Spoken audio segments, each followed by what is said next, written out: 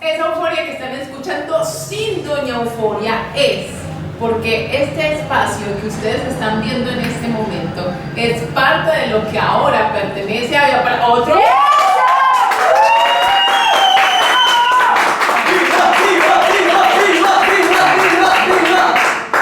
Gracias a la convocatoria LED que permitió que pudiéramos adquirir esta casa, pero la cosa no se va a quedar ahí, muchachos.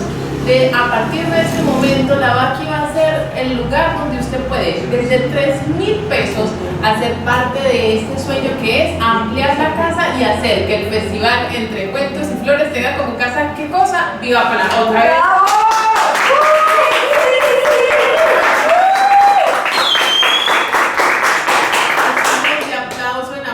Tuvimos además una excelentísima fiesta de inauguración, de celebración de la adquisición de esta casa. Nos la gozamos increíble la semana pasada y esta semana pues ya vamos a volver a nuestra programación habitual. Bueno, ni tan habitual porque sabemos que está atravesadito el Día del Trabajador, pero vamos a tener jueves de poesía este 30. Si usted tiene algún poema, algo que quiera compartir, sea escrito, sea declamado, puede venir a este espacio que además es un micrófono abierto, es con entrada libre, así que están invitadísimos a compartir su poesía o a escucharla si eso es lo que desean. También tendremos el 2 Cuenteros en Apuros. Ustedes saben que a mí me encanta Cuenteros en Apuros porque los ponemos a sufrir. Usted le puede poner la prueba que quiera en este pilo que va a iniciar las pruebas de Cuenteros en Apuros de ese día para que los veamos sufrir, para que los veamos crear, para que nos divirtamos un rato. 20.000 general. El invitado del día de hoy hace parte de los estudiantes de la Universidad Nacional y viene además de otra región del país, pero no les voy a decir quién es. Si usted quiere saber quién es, tiene que quedarse después de la pausa.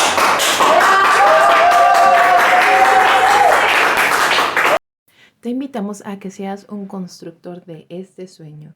Escanea el código QR y entra a nuestra Baki Procede, donde podrás donar desde 3.000 pesos para hacer nuestros salones más grandes y el festival Entre Cuentos y Flores en nuestra sala. Escanea y sé parte de este sueño.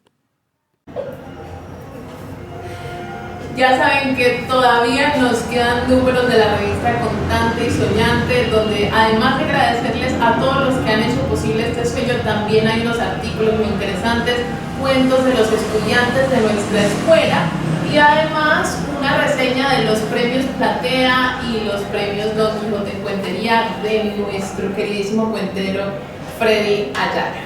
Como les decía, el invitado del día de hoy es un invitado de los estudiantes de la Universidad Nacional. Es uno de los pollitos de Patri. A mí me encanta porque Patri siempre llega muy emocionada de lo que ve en su clase por allá en la universidad. Y quizás es la persona que ve el nacimiento de muchos cuenteros en la universidad. Así que recibamos con un fuerte aplauso a Carlos Mauricio Rebe.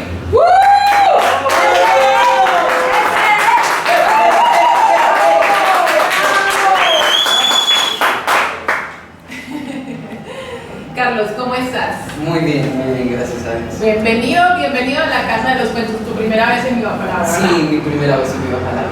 Me gustaría empezar por una pregunta que ya es tradicional en este espacio desde que yo me puse aquí. ¿Cómo llegaste a la cuentería?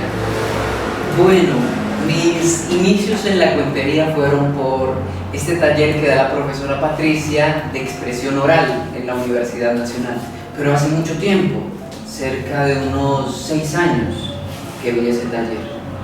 Y lastimosamente por cosas del destino no pude continuar con el proceso. Esos fueron mis inicios. Yo tenía la intención desde hace muchísimo tiempo de aprender a contar, saber contar. Y precisamente esa intención de contar viene de dónde, de que hayas visto cuenteros, ¿cómo nació esa intención de querer contar cuentos? Bueno, para mí siempre fue muy complicado y debo admitir que aún lo es el hacerme entender en ocasiones. Siento que a veces doy demasiados detalles o a veces doy los pocos. Entonces pensaba que aquellas personas que contaban cuentos sabían exactamente qué decir, cómo decirlo, de qué manera decirlo. Y me llamó la atención. Dije, si yo quiero aprender a expresarme, debo aprender a contar cuentos. A mí me apasiona mucho esto, los estudiantes de la Universidad Nacional, porque la mayoría de los estudiantes que han pasado tanto por los cursos de Patri y J como en el Cuentacho son ingenieros. ¿Cómo sientes que eso se acopla? Porque los que hemos estudiado ingeniería sabemos que todo eso son números, que no hay tiempo para nada, pero al mismo tiempo pues la cuentería es algo como muy humano, muy sensible. ¿Cómo sientes que se acopla? Bueno, yo siento que hay gran parte de la comunidad de ingenieros, ¿cierto?, que también tiene un aprecio especial hacia alguna de las formas artísticas, tales como la música, tales como la danza, el teatro, la cuentería. A lo largo de mi carrera me he encontrado con estas personas y siento que es como ese complemento que los seres humanos necesitamos, porque necesitamos aprender, desarrollarnos como personas, como profesionales, pero también necesitamos desarrollarnos espiritualmente, necesitamos poder reconocer qué es lo que sentimos, cómo lo sentimos, cuándo lo sentimos. Y creo que la ingeniería permite pararse en un punto en donde uno se da cuenta de eso, de que es necesario. Entonces, dime, ¿sientes que ese proceso, porque decías que quisieras como hablar mejor, como expresarte mejor, esa fue la razón por la que llegaste? ¿Sientes que eso lo has ido logrando? ¿Cómo te sientes al respecto de eso? Sí, poco a poco lo he ido logrando, aunque admito que aún me falta, pero sí, poco a poco lo he ido logrando y creo que la cuentería me ha ayudado mucho en ese proceso, a darme cuenta de cosas que antes eran muy normales para mí, pero luego llega la profe Patri y me dice, no hagas eso. Y yo, ¿por qué? Porque esto y esto. Y yo me repienso y digo, tiene toda la razón. Y ahí, gracias a sus consejos y gracias también a aprender de los demás, de quienes ya llevan muchísimo tiempo contando, he notado que tienen esa cualidad a la hora de expresarse. Entonces, ¿has visitado el espacio del Cuentacho? Sí. ¿Y cómo lo has sentido? ¿Cómo te ha parecido?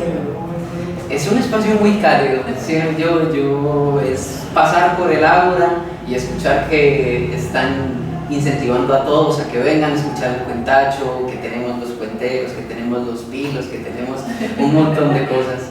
Y sí, he tenido la oportunidad de disfrutar varios de los cuentos que se presentan ahí, cuentos de todo tipo, y de disfrutar de los cuenteros también en otros espacios, porque si bien los he visto en el Cuentacho, también los he visto en otros espacios culturales y siempre están por la universidad. Eso me parece espectacular. Entonces, digamos que iniciaste ese proceso, tú sientes, porque yo siento que uno siente cuando esto lo atrapa y no lo va a dejar escapar más. ¿Tú sientes eso? ¿Sientes así al respecto de contar, pues? Sí, de hecho lo sentí recientemente. Yo creo que fue este miércoles que la profesora me dio una noticia de que me incentivara a contar un cuento. Y yo decía, pero no sabría si podría hacerlo, si no podría hacerlo de pronto la próxima semana, de pronto más adelante, no puede ser una mejor opción. Pero cuando me dijo, una vez que usted está adelante, ya no hay vuelta atrás. Y se me graba eso en la cabeza y empiezo. Y al terminar, ella me pregunta, ¿y cómo se sintió? Y yo siento que ella lo hace para también notar esa chispa en uno, para saber si de verdad tiene esa intención de seguir con la cuentería, de seguir, y me sentí espectacular. Entonces no esperemos más, porque vamos a esperar más, vamos a verlo contar inmediatamente, así que después de la pausa vamos a ver el cuento. La Butaca Editorial es la editorial de los cuenteros de Medellín. Si quieres conocer sus libros, visita en Instagram @labutacaeditorial.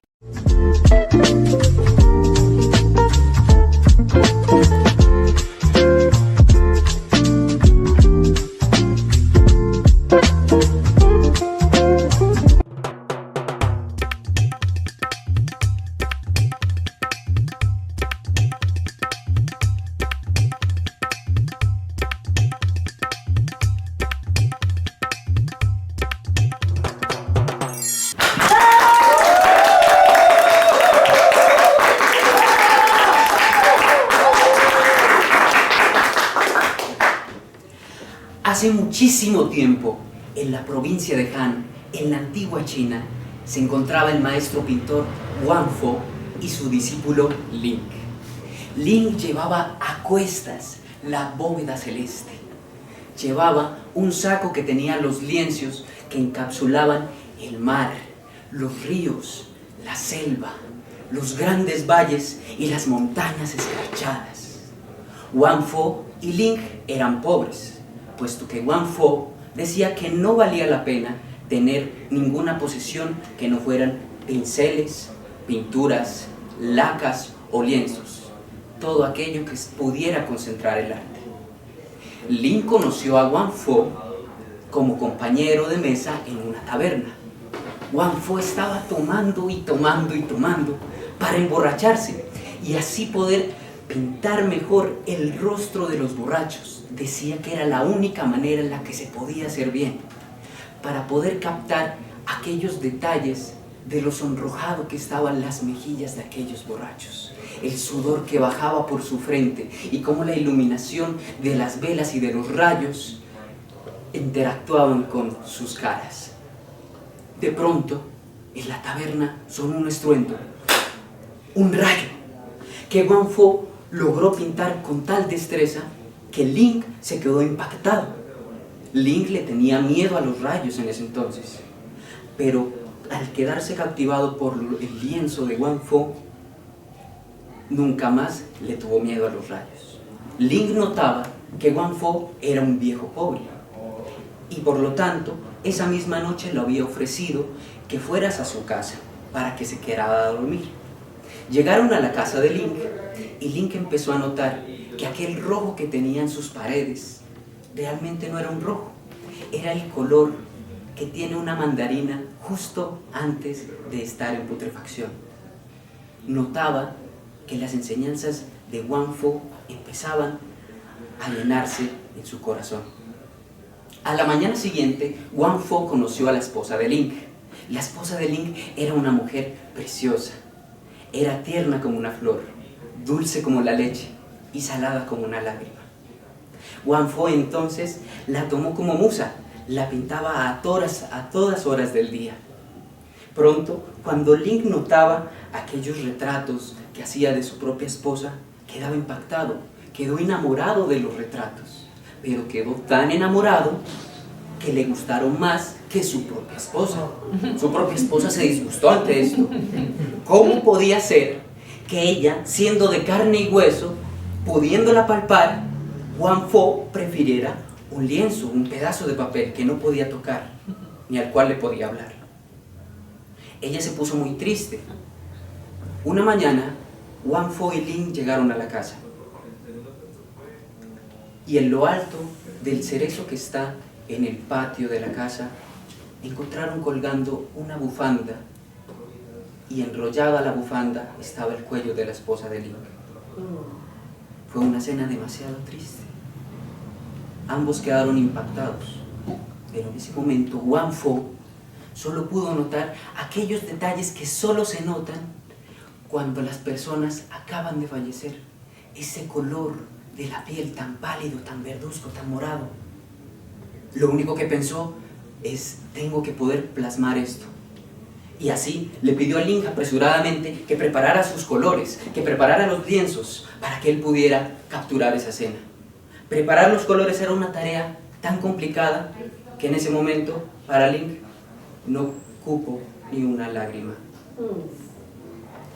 Link pronto fue vendiendo todas sus pertenencias y así pues se quedaron sin casa donde vivir para poder comprar más pinturas, más lacas y más lienzos.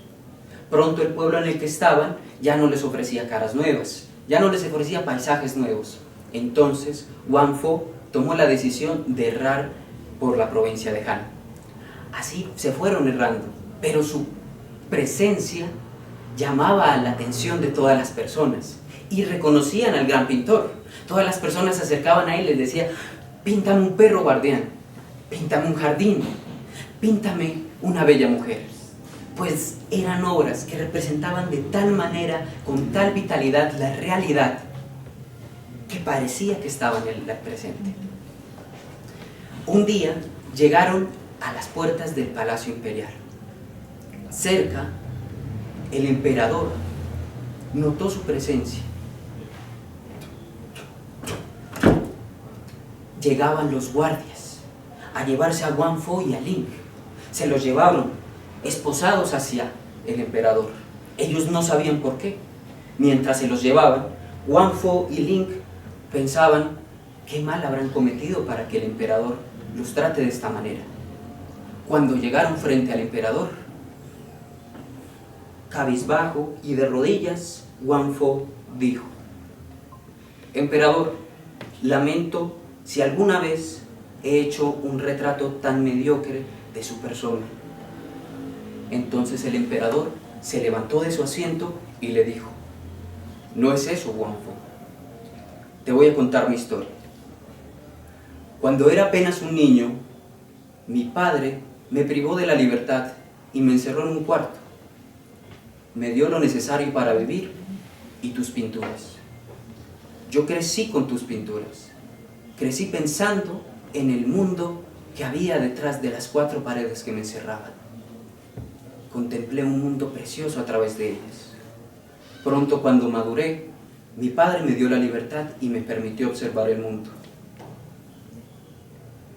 Pero descubrí que solo era un amasijo de colores grises y de formas sin sentido que algún dios insensato había puesto al azar. El mundo no se comparaba con lo hermosas que eran tus pinturas. Has mentido, viejo Wang Fo. El mundo no es como yo lo imaginé. Por lo tanto, he de mandar a que te corten las manos y a que te extripen los ojos, porque no merece la pena que una persona como yo gobierne en un mundo en el que las cosas no son como tú las pintas. En ese momento, cuando Link escuchó la sentencia para que su maestro, estando arrodillado al lado de él, se levantó rápidamente. Pero apenas pasó eso, el emperador dijo: matad a ese perro. Y de un solo zarpazo le quitaron la cabeza. El cuerpo de Link quedó enfrente de su maestro Wang Fo. Y también te odio por eso, dijo el emperador, porque te has hecho querer de los demás. Pero antes de quitarte toda tu libertad, te voy a dar la oportunidad de que mejores una de tus pinturas que considero está inacabada. Y entonces el emperador mandó a traer con sus guardias una pintura preciosa, que a su consideración era una pintura inacabada. Se la pasó enfrente a Wang Fo y uno de sus ayudantes sirvió a Wang Fo. Empezó a pintar y en ese momento fue donde extrañó más a Link, pues la tarea de revolver pinturas no la hacía cualquier persona. Al empezar a pintar, se bosquejaba un mar inmenso y un cielo partidos justo a la mitad, lleno de colores azules, todos aquellos colores azules que existen en el mundo. Cada pincelada era un tono precioso. Pronto se empezaba a sentir la humedad del sitio. Por debajo del cuadro se estaba desbordando el mar.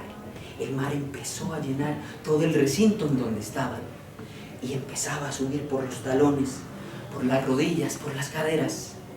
pero la gente estaba tan absorta de la técnica que utilizaba Wang Fo que no supieron que el agua ya los estaba ahogando. Wang Fo siguió pintando cuando en el horizonte del mar vio que se acercaba una pequeña mancha café y venía, y venía, y venía hacia el cuadro. Era una barca, y en esa barca logró divisar a Ling. Era su discípulo. Suba conmigo, maestro. Te había creído muerto. Así que Ling subió a su maestro a la barca y remando le dijo: maestro, estas personas no están hechas para perderse en un cuadro. Siguió remando hacia el horizonte del cuadro hasta perderse entre el mar y el cielo azul. Y así fue como Wang Fo se salvó del emperador.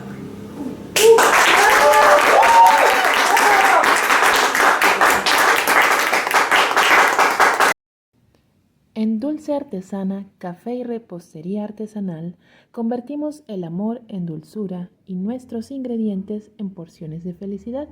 Te invitamos a conocer nuestras delicias en Laureles, calle 37D, número 8127.